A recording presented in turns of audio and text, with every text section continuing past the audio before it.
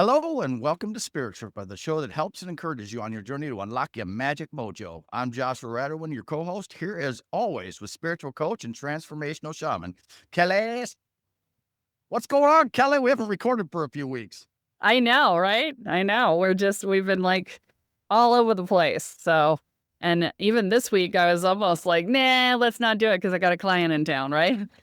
But I was like, no, we haven't recorded in a while, and let's get together and do our shtick, baby. Let's do our shtick. Well, it's kind Ooh. of funny. I was just thinking, like when you were saying that, I remember we took a lot of September off last year too. And then the next episode we did was on ego death. I just remember that, like, we stalled on that episode for, like, 6 weeks, so Yeah, that's that's true. I remember that. Yeah. that's so funny. Well, that was right in the middle of your Mamma Mia performance, and I was getting Oh ready to God. I Mm. was resisting, what was coming my way, so As was I, because damn. just When damn. I just not realizing that I had stepped so significantly into the role of Donna and her victimhood.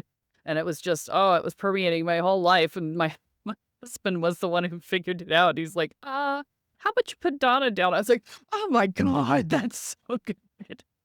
Well, Mamma Mia I had Mamma Mia stuff showing up in my awareness all over the place, I felt like I was in the middle of a frickin', Aphrodite ritual myself 'cause I'm a I go to my cabin and I was like, "I don't remember Mamma Mia DVD here," and then I go to, like, out to eat and it's like, Mamma Mia. I was like, "What the fuck is this?" It's- We cannot get away from ABBA to save our necks. It's just everywhere.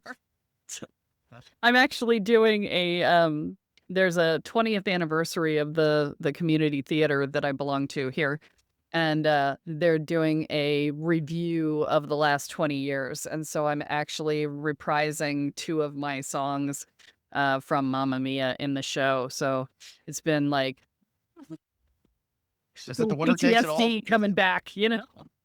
Yeah. Are you gonna do the winner takes it all again? No, no, no, no. She didn't want that one. She wanted Mamma Mia and, oddly, Our Last Summer, which, um, in the movie was done on a boat and all the guys were singing with Sophie. In our show, she said that it was me and Harry. It was Donna and Harry.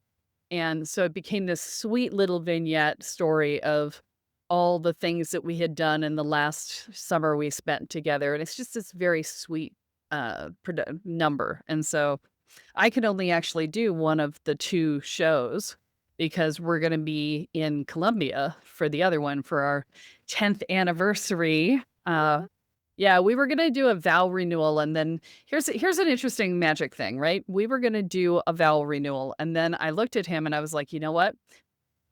Our marriage is going so well, I do not wanna mess with the vows." Because they created the container for the marriage, right?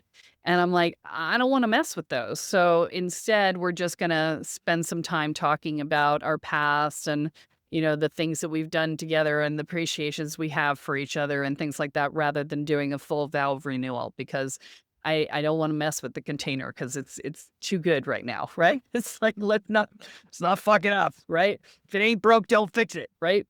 So yeah, and so Kathy Where's was your going sense of adventure? my sense of adventure is alive and well. I live in fucking Panama, right? I Um, you're assuming, but I'm just saying.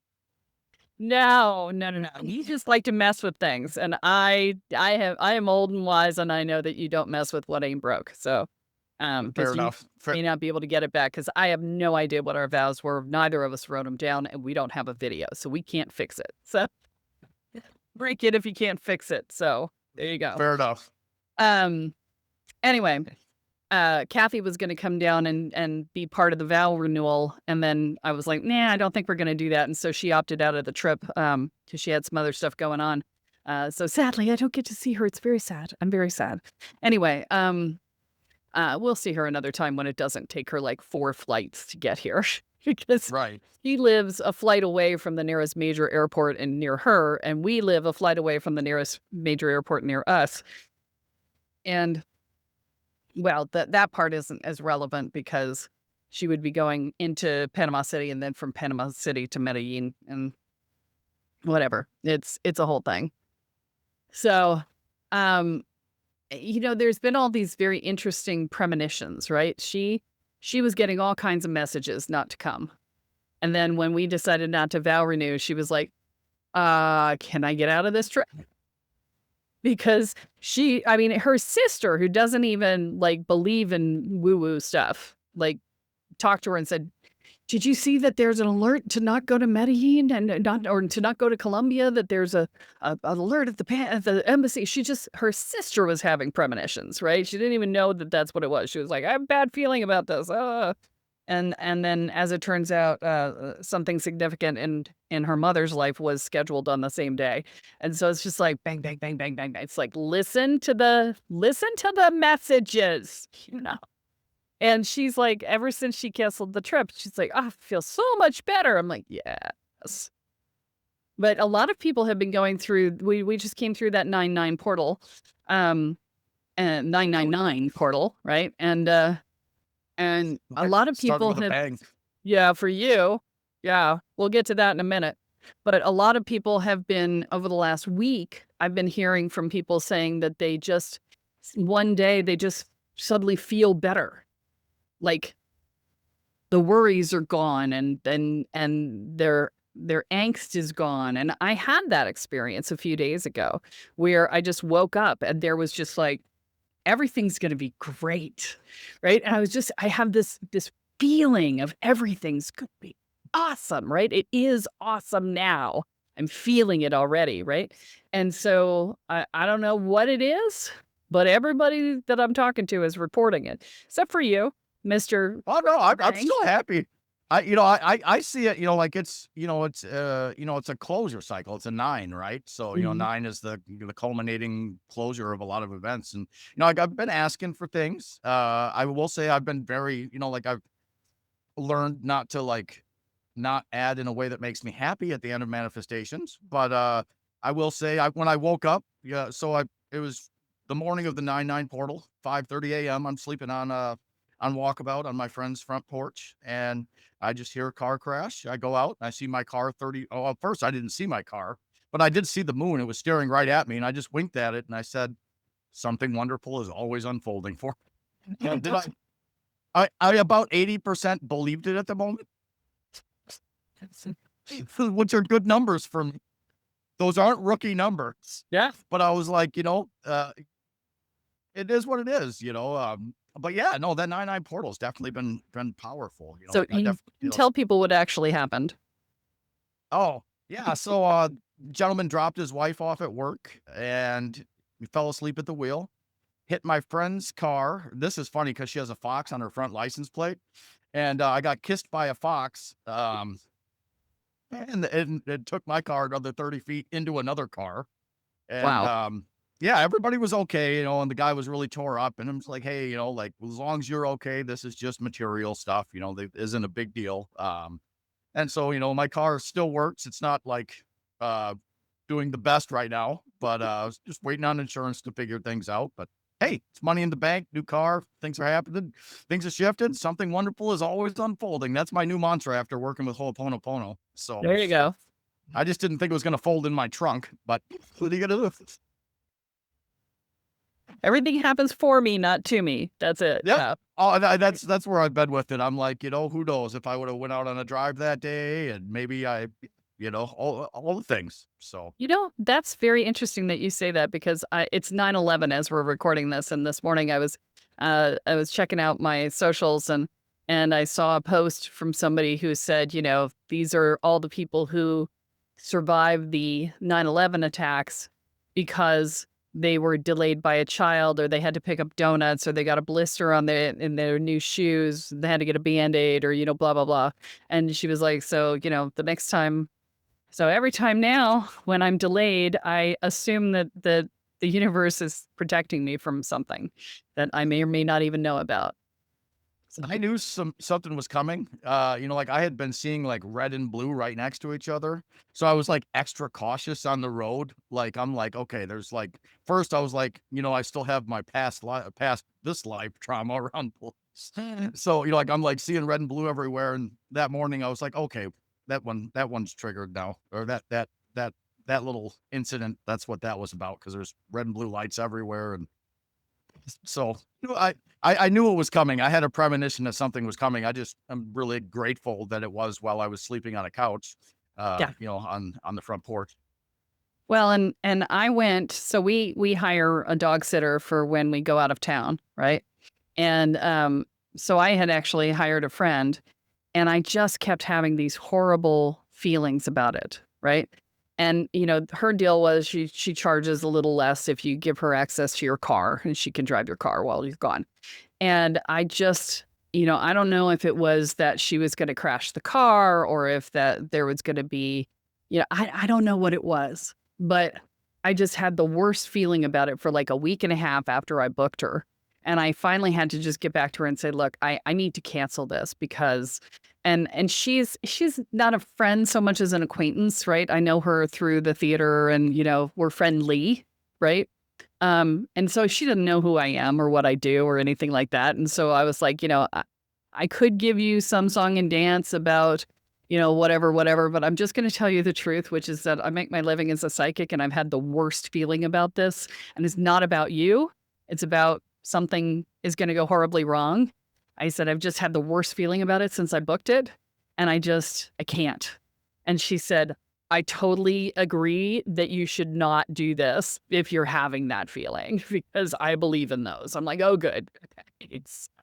We're okay. So yeah, the premonitions have been coming hot and heavy recently for people around me. So that's an interesting thing too. But while we're at it, before I forget, we have a lovely testimonial that came through, not from somebody who had the reading, although she did leave a comment on her reading, which you guys will be able to see. We're gonna link to that reading because it was on the podcast. Tracy Fentress's daughter has sent us a message, and Tracy had said some stuff on the comment that she made on her reading. And there will be a link to this in the bio, in the show notes. So go ahead and you can reference back to it there and see these direct. But to have somebody else say it about the person is just stunning. So I want to read this to you guys before I forget. And it says, Tracy Fentress is my mom, and I really love watching this video. Each time I rewatch it, I find a new gem. Heart. I have watched my mother struggle for many years. I often wish that I could somehow help her. It has been 9 months since she had the opportunity to sit with you and get this energy reading done. I am so astonished by how much this actually helped her. When you said it was going to change so much for her, you were absolutely right. I'm happy to say that she is currently in college at a school called HMI. It is the first ever school of hypnotherapy. She will be graduating in January. She currently has a 4.0 grade point average and is in the Honor Society. She is almost like a new person. I am so proud of her, and I tell her all the time, thank you so much, Kelle. You are the real deal. So I thought that was just, right? I felt that one in my hot space. Right? Yeah, that's Yes. good. So yeah, so thank you so much for writing in with that, because that it's and Tracy had written to say that too. And it was great to hear it from her, but to hear it from the outside looking in, and how that one impact on one person is actually cascading out to other people. I love that. I love that so much, And speaking of cascading out to other people, guys, if you are loving our podcast, please share it with your friends. Please post it on your socials. If you're going to your local astrology or metaphysical store or whatever, if you're going there, if you could print out a little QR code so people could find us and see if they'll tape it up for us, that would be amazing. We really love and appreciate your help in getting the word out so that more people can get this information, because I think what we're sharing is so valuable. And I've had so many people write in and say that their lives have been changed just by listening to the podcast. And so this is my community service to the world, as well as my marketing avenue, right? But it's a lot of community service to the world. So we have thousands of people listening to the podcast, and only 100 or so come in throughout the year. So it is very much a community service. So We appreciate any help you can give us in that regard. And so today we're going to talk about, so I have a client in town today, this week. And she came in and was like, I would like to, improve my reading skills. And so I was like, oh, that's great. I can help you with that. And of course, I mean psychic reading, not ability to read a book, right? And and so I arranged for 5 people that she did not know to come and get a reading from her. And what we've been doing is I've been doing one a day. And so what we've been doing is doing a shared reading, right? So she and I are both tapped into the client at the time. And I'm letting her do the reading. And as she gets stuck or, can't figure something out or needs to go for another path or whatever, we're working, I'm helping her to identify those spaces. And then we're also working on her presentation of the reading so that it comes across as more confident, right? And so all of these things. So it's been really cool for me because I've never actually sat down and done this with anyone. And, it's one of those things. This is the thing. When you're really good at things, and this is, I want to talk to you guys now. I'm not blowing my horn. I'm talking to you guys, right? When you're really good at something, it's usually second nature, right? You think it's no big deal because this is just what you do. And, can't everybody do this? And the answer is no, they fucking can't. Okay. They can't. And what is easy for you is very hard for other people, right? Like I have a friend who is just really miraculous at her ability to stitch in to new places and to build community. And I mean miraculous. So I have 40 years or 40 moves. I've moved 40 times. I have 40 moves of experience in building community and stitching into new places. I do it at Mach speed. People are shocked at how fast I stitch in. I get to a completely new place in 6 months and I've got friends like I've been there for decades, right? This woman did the same thing in 3 weeks. Okay. She is that good. Her calendar is booked solid, right? And she's been here for 10 weeks and she has no breathing room because she's got so much on her social calendar. So, but she's just like, well, it's just what I'm like, no, this is superhuman ability. You need to understand that that's what that is. Right. And, when we do that, we just don't understand. And so I've been doing readings for 43 years, almost 44 years. And I don't think about what I do when I do my readings. I just do what I do, right? I just pull things out and, all the different pathways that I've learned over the last 43 years, and I just use them, right? And the process of walking through this with her has really woken me up to a lot of the conversation about it, right? And I'm like, oh, I have a lot to say on, and I've never said it, right? There's been a few things here and there. You've taken my energy review training, so you know that I've taught some of that, right? But Right. Oh, yeah, just read absolutely. that one. The energy review training has been monumental foundation for me. Say that again. I said, no, the energy review process, learning that has been the foundation of everything I do now. I went from oracle readings to now I can't do, I can do, but it's hard for me to do traditional oracle or tarot readings because I'm like, I see too much to just be bound by this symbolism. Yeah. Yeah. Right. Like I've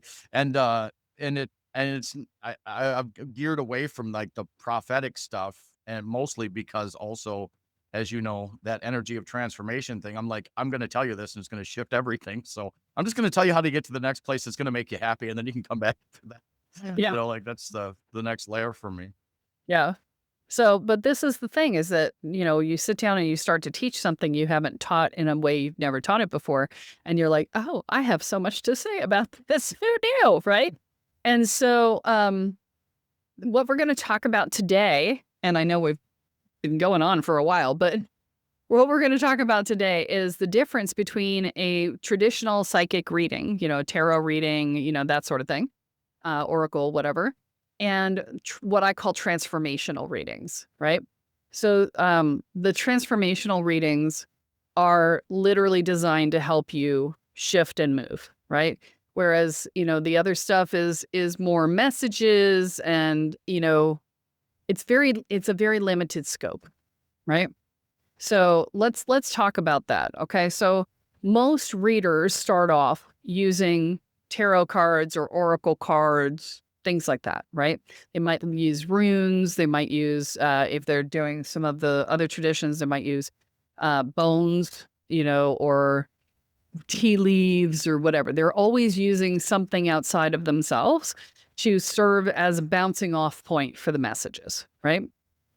And these are great ways to get started. There's nothing against that. I started with them. I still occasionally will go back to cards. My microphone is actually sitting on my Sock Monkey Oracle deck. But I will go back to cards occasionally if I need some insight for myself. That's funny that you said the Sock Monkey Oracle, because that's one of the ones that I've took on the road with me that I use quite frequently. Yeah. Yeah, I love that deck. It's so good. And so, when you're using cards or anything, you are limited by the symbology within them. And so you were talking about that earlier, right? So if it's not, and different card decks are oriented to different things, right? They all have different aspects that they go to. So like I find the Rider-Waite deck is particularly good for what's going to happen in the physical world, right? It's an indicator of physical reality. Whereas the Fairy Oracle deck is more about your own personal journey and your evolution in life. And I have the original Crystal Allies deck, which is particularly good for emotional content, right?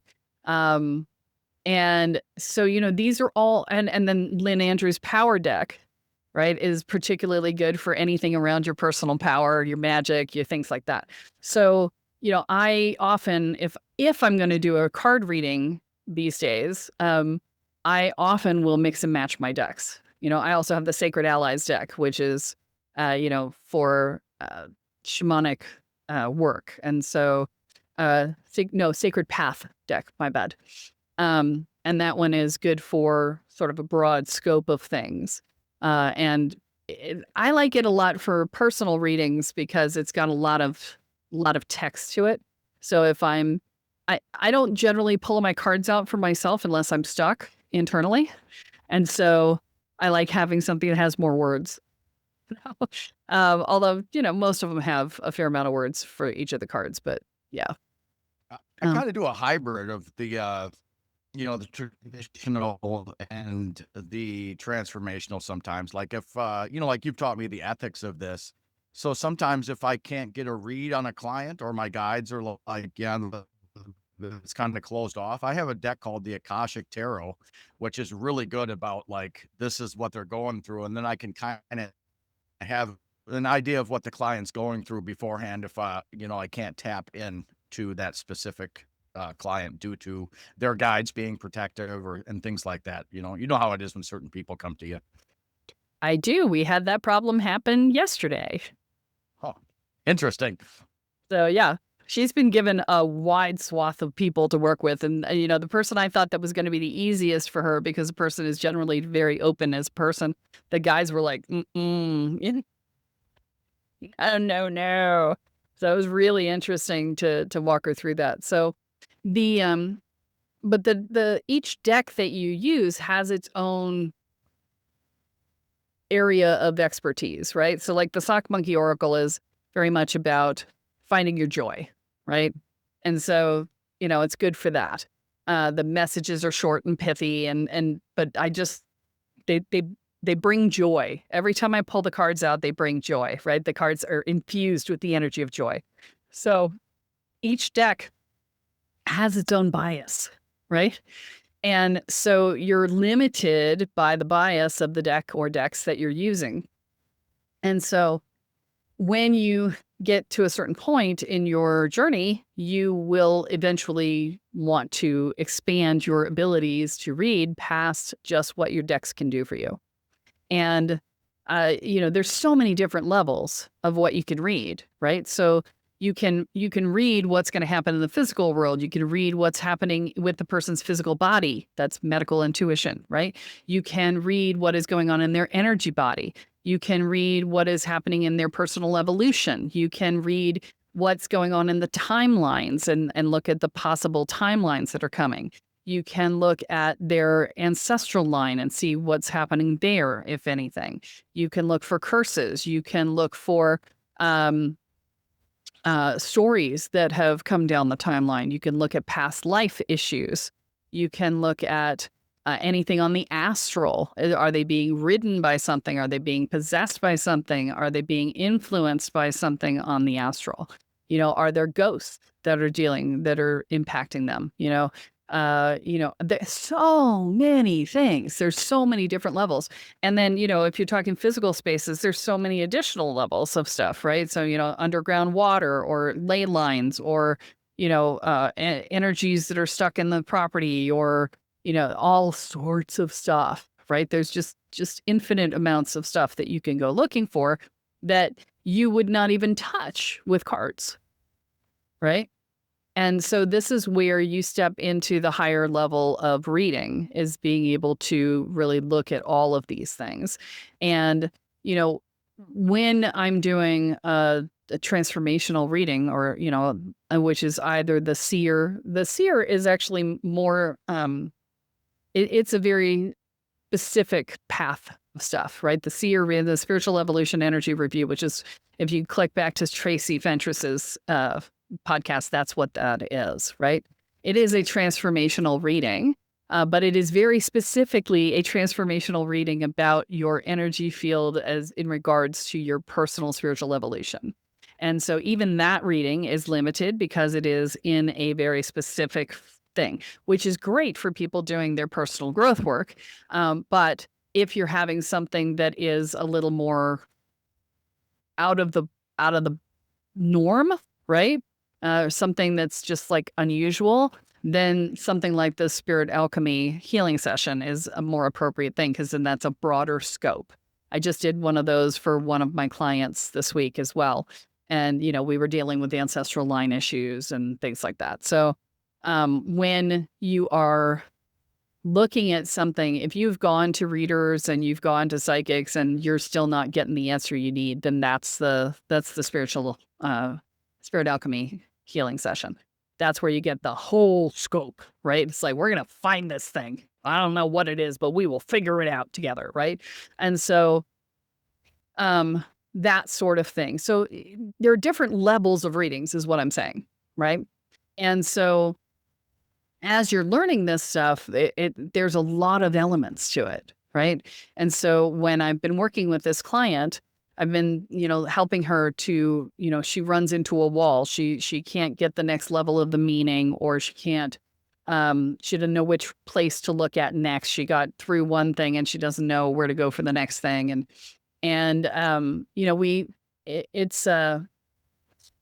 It's a broad scope. And so you have to learn how to filter through and eliminate the things that you don't need to do. And then you need to find different pathways in to the information if you get blocked in one way or another, right? And then you also have to, over time, you're also developing a massive vocabulary with your guides so that they have symbols that they can talk to you in and things like that. And they do talk to you mostly in symbols, not in words usually, because symbols are more robust. You can convey massive amounts of meaning in a single image, whereas, with words, you are limited. And that's the other thing that we have to learn how to do, is that you get the energy of what it is that you need to say, and you need to learn how to translate that energy into words, which sucks sometimes because energy is so big and the words are so small, and you're like, oh God, and you gotta find the right word and the right meaning and da, right? So it's a whole thing, right? I think my favorite part's when you got like 8 people knocking on the door and like all of it's coming in at once. You're like, okay, just 1 second, right? Like let's do this one at a time. There's a lot here. I am just in this meat suit, and I'm just going to need a little bit more time to process and filter all of that so I can give the the best message possible, because yeah, it's the energy of it all coming in at once. It is like, yeah, I mean, that used to freak me out because I'm like, I got nothing, but I was like, oh, I have a whole lot. I just need to like make a smaller funnel. Yeah. You titrate. Yeah. And then sometimes, you'll tap into something, and this happened yesterday. She tapped into some fear and, a lot of intense emotion in one of her reads yesterday, and she got overwhelmed with it. Right. And that's the other thing, is that you have to learn how to be, because as an empath, when we do a read, we're like in the person's energy field. Right. And so whatever they're experiencing, we're experiencing. And and you have to learn how to bilocate so that you can have the experience and watch yourself having the experience, so that you have the mental bandwidth to be able to turn the volume down on the emotional experience you're having, so that it doesn't overwhelm you, so that you can step away from it, right? And so it's a whole nother level of skill when you're doing that. And so each layer of the work has its own piece to it. And when you're learning to do the work at this level, it is significant. It's a significant amount of additional skill that you have to develop, right? So, for instance, when I do my sound healings, I will often, if I'm doing them in person, I often will merge my energy field with the person I'm working on, and I will process stuck emotions for that person, right? And people are like, "Oh my God, that's got to be so exhausting." And I do feel them. I feel them very fully. Um, but it's not exhausting to me because it's not my emotion, right? And so I'm not attaching to the emotion. And so this is another piece of it, is you don't attach to the emotion as it's yours, right? You just go, "Wow, this is a really strong emotion, and I'm feeling this emotion." And I'm not in it. Well, I'm in it, but it's not mine. So I'm not owning it, right? And so there's a level of that you have to be able to do when you're doing this kind of read, if you're going to go in and do work with people who have trauma and things like that.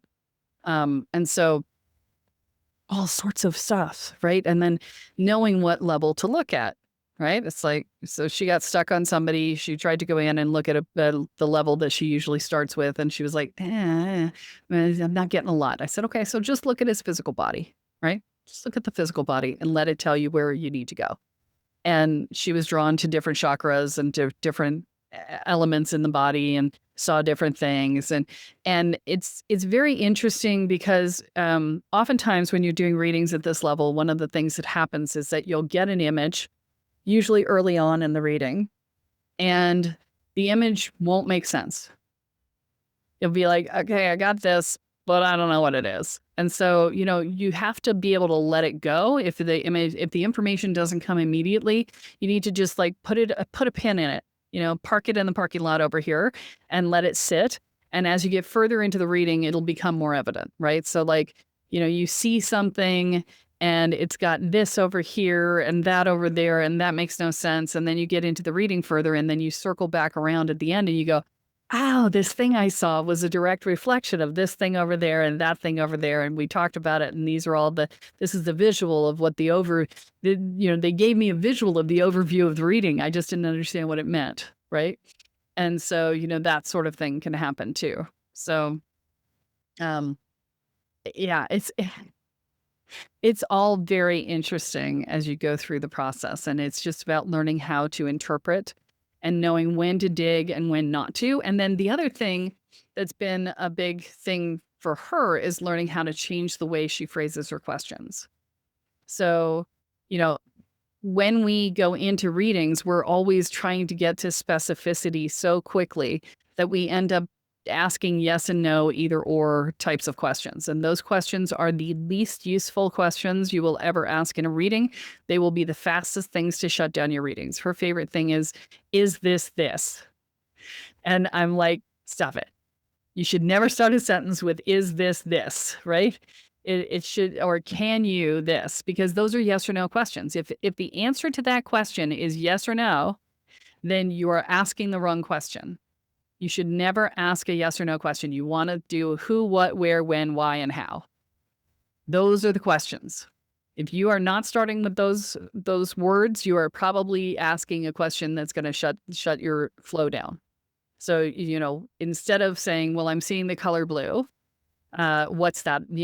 So I see, I'm so used to this. I can't say it wrong. I'm, I'm seeing the color blue. Is this about the throat chakra?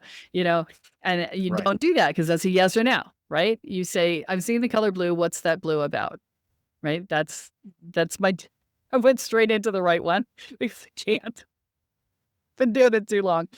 And so, you want to say, what's that about? Or tell me more about this. Not, can you tell me more about this? Tell me more about this.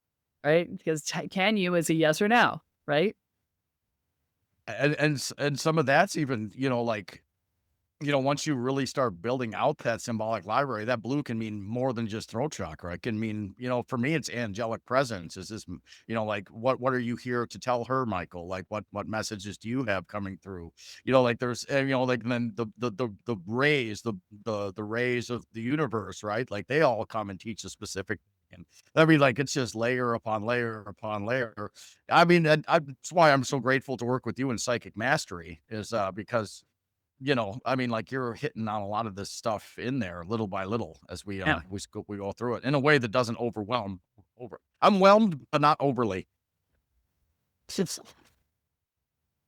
Whelmed, but not overly. I love that. Yeah, that's fantastic. I stole that from Kevin Nealon. That was a comedy bit. At the So therapy. thank you, Kevin Nealon. Yes, thank you, Kevin. All right. So, yeah. So, I mean, as you're going through all of this stuff, you really have to learn some different patterns. But like I don't generally see colors. Colors aren't part of them. I use blue because that was she sees a lot of colors, right? Um, so I don't usually have to navigate from just a simple color, right? They usually just like slam whatever they want in my brain. So slam is appropriate, yes. Yeah, And that's appropriate. Claircognizance is a little bit different than clairvoyance. It's yeah, just, here you go. There's a thought. yeah, Enjoy. yeah. They did that to me yesterday. She was having a hard time seeing something, and I saw it. And I was like, "Ooh!" And it just slammed into my brain. I was like, "Ooh, okay, got it." Yeah. So, um, but as you're going through the process, you're learning broader and broader levels of skills, right? So, like curses, you don't want to deal with that shit in the beginning, man. You do not have the bandwidth to clear that shit in the beginning. You Right? really want to deal with it down the road? Just let's be honest here with the good people. I mean, we do it, but do we want to? Only because spirit's like, here you go. But Well, I mean, curses are fine. I mean, generally they're not problematic in the way that like demons are or, poltergeists and things like that. I mean, curses are, I mean, they can be pernicious, but interestingly enough, I'd rather deal with demons and curses. oh, that's so funny. Yeah. I could smoke a cigarette and do an exorcism at this point. I'm not joking. I know you aren't. No. Um, but I mean, and I mean, I kind of feel sort of similarly about both personally. So, Yeah. but curses are they're all unique, whereas demons are pretty common. They don't vary a lot, is what I'm saying. Not a lot of I think variation. my library isn't up to your, like I'm still learning curse removal, so that's why it's still like a little intimidating because Yeah. you've given us a lot, but I'm still like haven't done a lot of them, so I'm not sure where to look, and I'm still like because of all of the magical trapdoors I've fucking hit before, super cautious with a demon. I'm like, bye bye. Like, nope. Like with a curse, I'm like, like there's a lot of different probability things to test. And I'm like, I'm not super drawn to that work. Yeah. I'm sure. Well, and you be doing curse work until you have grown your ability to really think outside of the box because a lot of curses are put in place so strongly that you really need to be able to think dynamically and critically and creatively to be able to get out of them. I had to break one the other day. It wasn't exactly a curse, it was a dedication. Somebody yeah, anyway, but it was similar enough to a curse that we can discuss it. But I had to like go into a different layer of reality and I had to, move things around and I had to consider like 18 different levels of, how is this going to impact? And, how do we do the work without doing work on other people who haven't given permission and, all of this stuff. Right. Yeah. Oh, that just I had to remove one from myself. We talked about it in our Woo You group. And I was just remembering that originally just shifted to a timeline where that didn't exist, but the timelines have been converging, and I was wondering why the fuck it came back, because I knew it worked. Now it just snapped in my head right like that. It's because the timeline converged. Shit. Yeah. Okay. Wording is everything. Wording is everything. Yeah. Oh, And that's the other thing is you got to learn how to use your language properly or else it can come back to bite you in the butt. So, yeah, so we have been going on for a long time on this episode. So it's a good episode. yeah. So, all right, guys. Here's the thing. If you're looking at the difference between a regular psychic read and a transformational read, the price tag is probably going to give you an indication, right? Because if people are charging, my God, and there are people out there still charging $60 for a reading, for an hour. And I charged $60 an hour, and it was the going rate at the time back in 2000. Okay. It is 25 years later. You should not be charging $60 for a read ever. Okay. So, but the average reader who knows their ability in a straight psychic read, tarot card sort of thing, is probably going to be charging between $100 and $150 for the read. Okay. If you're paying more than that, then you're probably paying somebody who actually has a clue about the larger score, larger level of stuff. But no guarantees, right? Because I don't know. Do you know? I don't know. So until you get your first read from them, you just read the testimonials very carefully to determine whether they're just getting a card read or whether they're getting a broader scope, right? And then you can make your decisions appropriately. So like, our seer readings, if you're doing them as $250, if I'm doing them as $375, the Spirit Alchemy healing session is $500. And there's a reason for that because you're getting a broad scope of stuff, right? So, that's really the thing. And if you're looking to do better readings, right, then these are the types of things that you're going to need to learn to look into, right? Because you got to take it beyond the cards. So I'm currently doing this in my private retreat sessions, but I'm thinking I might do at least, one day of this in the next Adventures in Energetics retreat in January. So if this is something that excites you, then you may want to come out and you get personally mentored by me, and I sit there and guide you on how to do this better and learn from each other's practices and things like that. So, yeah. So it's a whole thing. Anyway, I think we're going to call this good. So remember to like, subscribe, and share. And thanks for listening all the way to the end. If you did, you are a rock star. And remember that what you focus on expands. What you intend is what you create. So choose wisely.